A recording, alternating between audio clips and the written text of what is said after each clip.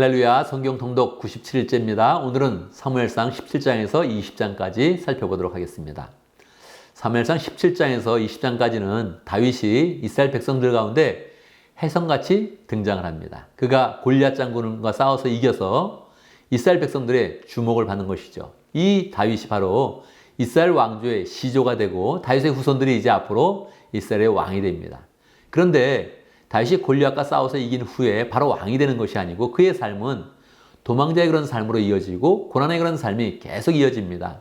사무엘상 31장까지 되어 있는데 31장 마칠 때까지 그는 왕이 되지 못하고 도망자의 그런 삶을 살게 됩니다. 왜 이랬을까요? 다윗은 예수님을 잘 예표하는 그런 왕입니다. 예수님의 그런 삶은 이 땅 가운데 왕으로 오셨지만 왕으로서 영광을 받으신 것이 아니라 태어날 때부터 도망자의 그런 삶을 살았고 또 고난의 그런 삶을 사셨던 것입니다. 이 모습을 다윗의 그런 삶을 통해서 나타내고 있는 것입니다. 17장에 보면 다윗이 골리앗과 싸우는 그런 내용이 기록되어져 있죠. 이 이야기는 굉장히 유명한 그런 이야기이죠. 여러분, 다윗이 골리앗과 싸워서 이길 그런 가능성이 있었겠습니까? 없었겠습니까? 객관적으로는 다윗이 골리앗을 싸워서 이길 수는 없습니다. 골리앗은 2m 70cm의 거인이었고 무기도 잘 갖춘 그런 장군이었습니다. 객관적으로 그가 이길 수 없었지만 특별히 34절에 보면 다윗이 목동으로 있을 때에 양을 구해낸 그런 일이 기록되어져 있습니다. 그가 목동으로 있을 때 곰이나 사자가 와서 양을 잡아가면 그는 쫓아가서 양을 구해왔다는 것입니다. 사자의 입을 벌려서 양을 구해놓고 사자를 턱수염을 잡아당겨서 때려 죽였다는 것입니다. 어떻게 이게 가능했을까요? 다윗은 목동으로 있으면서 성령 충만해서 사자보다 더 빨리 달리기도 하고 사자보다 강해지기도 하고 곰보다 센 그런 하나님의 그런 능력을 경험을 했던 것입니다. 그래서 그런 골리앗과 나가 싸울 때에 하나님의 이름으로 나갔고 하나님의 능력을 의지하면서 전쟁에서 승리했던 것입니다. 그는 결국 물맷돌을 통해서 골리앗의 이마에 정확히 맞히면서 승리를 하게 되는데 이 물맷돌은 예수 그리스도의 십자가를 의미합니다. 예수님은 십자가의 그런 사역을 통해서 이 땅 가운데 죽음의 권세를 가지고 있었던 사탄의 그런 세력을 무너뜨리고 하나님의 구원을 완전하게 이루셨던 것입니다. 18장에 보면 사울이 처음에는 다윗을 좋아합니다. 얼마나 기특하게 보였겠습니까? 소년의 그런 모습으로 골리앗을 죽였으니 그를 당장 장군으로 임명을 했습니다. 그리고 많은 것을 맡겼죠. 다윗은 기대에 부응하여서 장군이 되어서 정말로 계속적으로 전쟁에 나가는데 계속적으로 승리를 하는 것입니다. 그런데 사울의 그런 그 마음을 아주 비틀게 하는 그런 아주 나쁘게 하는 그런 일이 일어났습니다. 무엇입니까? 7절에 보면 여인들이 노래를 불렀는데 사울은 천천히요 다윗은 만만이다 이렇게 부른 것입니다. 사울이 죽인 자는 수천 명이요 다윗이 죽은 자는 수만 명이다 이렇게 노래를 부른 것입니다. 이때 사울의 그런 마음이 뒤틀립니다. 그래서 다윗을 죽여야겠다 이렇게 마음을 먹습니다. 그래서 그가 악한 영이 와서 막 괴롭힘을 받을 때 다윗이 수금을 타서 그를 도와줬는데 수금 타는 그런 다윗을 향해서 창을 2번이나 던집니다. 그래서 다윗을 죽이려고 하죠. 그런데도 하나님께서 다윗을 보호하사 다윗이 죽지 않게 됩니다. 이제 정말로 다윗을 죽여야겠다고 생각을 하고 수를 씁니다. 그의 그런 딸이 있었는데 미갈이라는 건 딸이 있었는데 부마로 삼아 주겠으니 왕의 딸과 해주겠으니 블레셋 사람 100명을 잡아와라. 그 증거를 가져와라. 그렇게 이야기합니다. 다윗은요 쉽게 나가서 블레셋 사람 100명을 죽이고 증거를 가져오게 됩니다.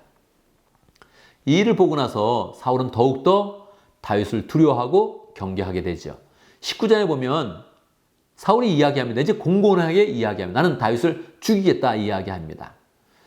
요나단이 옆에서 듣고 있다가 그의 아들 요나단 왕자가 왜 다윗을 죽이려고 합니까? 다윗은 충신입니다. 이렇게 이야기를 잘해주니까 사울은 그래 다윗을 죽이지 않겠다. 다시 또 이렇게 선언을 하죠.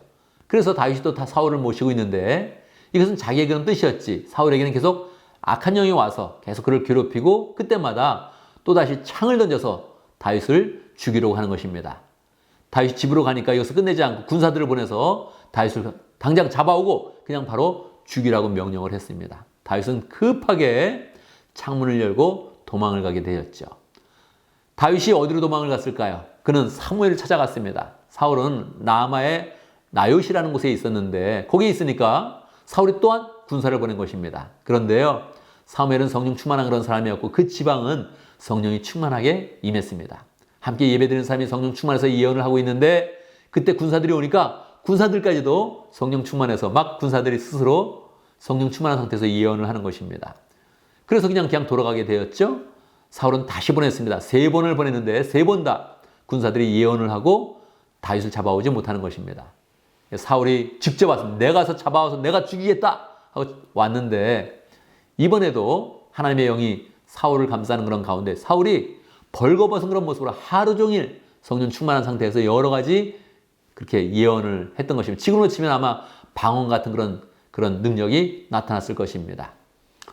이러고 나서 이제 사울도 돌아가게 되었고요. 다윗도 집으로 돌아오게 되었습니다. 그런데 다윗은 알게 되었죠. 내가 아무래도 사울에게 죽게 되겠구나 하는 것을 알게 되었죠. 그래서 왕자 요나단에게 따집니다. 왜 내가 죽어야 되느냐? 왜 아버지가 나를 죽이려고 하느냐? 요나단이 그러면 내가 정확히 아버지 사울왕의 그런 마음을 떠보겠다. 정확히 알아보겠다. 이 이야기를 합니다. 알아봤더니 역시 사울왕은 다윗을 죽이려고 하는 것입니다. 요나단은 그 사실을 다윗에게 알리고 서로 껴안고 울면서 결국 헤어지게 되고 다윗은 도망자의 그런 삶이 이어지게 됩니다. 이때 둘은 서로 껴안으면서 맹세를 하게 되죠.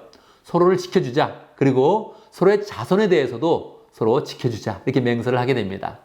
이 맹세를 다윗은 신실하게 지켜서 나중에 요나단이 죽게 되었을 때 요나단의 이런 후손들을 잘 지켜주고 보호하는 그런 삶을 살게 되지요.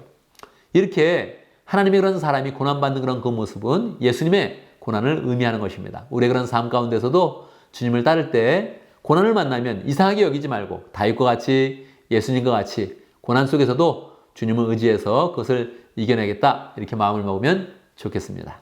감사합니다.